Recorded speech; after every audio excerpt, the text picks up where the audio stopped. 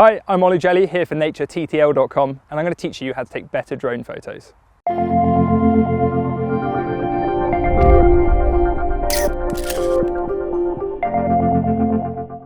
Drones are an incredible, exciting and fast developing tool now frequenting many filmmaker and photographers' camera bags. But with the ability to shoot from pretty much any angle you can imagine come a whole host of considerations and complications.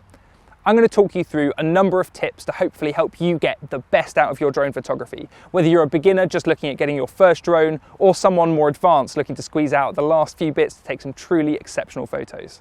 The first thing to consider before you even step out of the door and start flying is which bit of kit you're going to take with you. As filmmakers and photographers, we are incredibly spoilt for choice now. There are some incredible bits of kit out there, from incredibly high resolution big bits of kit like the Inspire to super tiny things that you can basically fit in your pocket.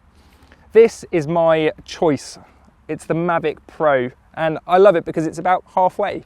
It's smaller than most of my lenses, so it's always in my bag. It's big enough that it takes really good res photos still, but it's always with me. The first thing that you're gonna do when you get your drone in the sky is tilt that gimbal down and start shooting amazing top-down shots. And there's one thing that I've seen a lot of people do which really bugs me, and that's the over-rotation. So as you bring your gimbal down, everybody just maxes it all the way. And what you'll get with that is a slightly weird over-rotation where you feel like you're tipping over the edge a bit too much and looking back on yourself. It's a bit like if you were looking over a cliff and you started feeling like you were tipping. It's a little bit uncomfortable. So when you've got your gimbal all the way down there, just bring it back up a little bit. Really check that screen and make sure that everything is lined up. Now with top downs, a lot of people go for symmetry, and so you can quite often find some kind of a line to base yourself on to make sure that shot's really clean. Whilst top downs are fantastic, don't forget to tilt your gimbal back up afterwards. A lot of the shots that people admire in landscape and in travel and adventure photography are from someone hanging out the side of a helicopter, and your drone is a mini helicopter. Tilt that gimbal back up and you can get some incredible depth through landscapes that you wouldn't have otherwise been able to get anywhere near. These guys are fantastic, but you have to remember that with these tiny cameras come tiny sensors, and those sensors are a lot less forgiving than your average mirrorless or DSLR. You have to get your settings just right to get those photos that you're really after. I tend to prioritize a higher shutter speed than I would if I was shooting with a normal DSLR camera, just to make sure I negate any vibration from the props or any wind shake at all that might ruin a photo in an instant. A good set of NDs and polarizers is key to have in your bag at all times. ND filters are especially great for video to bring your shutter speed under control, and polarizers will help you control reflections and saturation in your images. Now we've got the basics covered, something more advanced to consider is the light.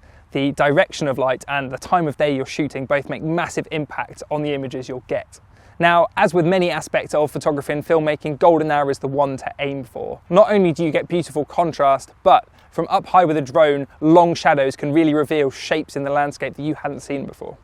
If you're filming wildlife, the most important thing to consider is the welfare of the animal. Now, when you first take off, you're going to notice that your drone makes a lot of noise, and that can be very disturbing, even with the really small drones. The most beautiful images I find as a wildlife filmmaker are the most natural, not ones with spooked animals or anything looking down the lens, and those are the images that you really want to get to grab something special. Consider things like the wind direction when you're flying, or even the sunlight that might be glinting off your drone. A covert approach is always best. With their smaller sensors, drones can often suffer in high contrast situations, making it difficult to maintain a good exposure. The best way to deal with this is to shoot bracketed exposures. This is where you shoot a series of images, one underexposed, one of average exposure, and one overexposed.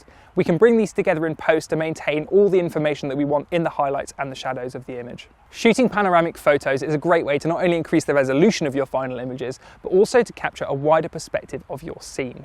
This is where we shoot a series of images that are overlapping and stitch them together in post. An often overlooked feature of drones is that you can flip the camera around into portrait mode. This can bring in a lot of foreground interest, and when we stitch a series of portrait images together, you can create some really beautiful compositions.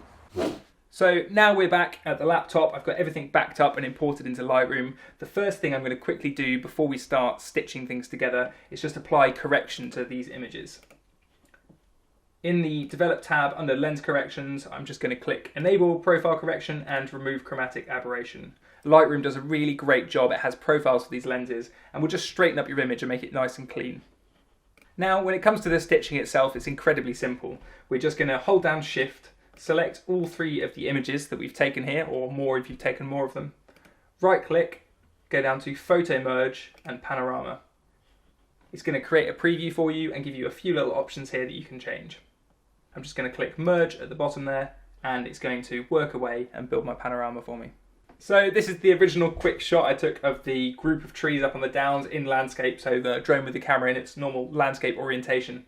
And this is our stitched together series of portrait photos. As you can see, you get a lot more of the landscape, a wider shot as well, and obviously it's higher resolution, so you've got a lot more to work with there. I've also got my 3 bracketed shots to process now. So we're going to hop into the develop module quickly, apply lens corrections, which is profile and chromatic aberration corrections to all of these images. Right click, photo merge, HDR. You can also zoom in on this bit and check that there's no ghosting, which is where the images haven't quite lined up over the top of each other. This tree is quite a good test because there's lots of fiddly details, but it's managed to hold it together very well.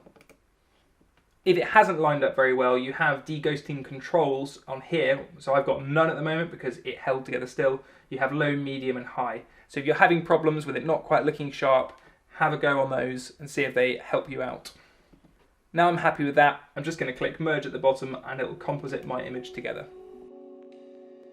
Thanks for listening, I hope you enjoyed those tips. Hit that like button if you did. And if you have any of your own, please leave them in the comments below. Don't forget to subscribe to the Nature TTL channel for weekly nature photo tutorials, features and kit reviews.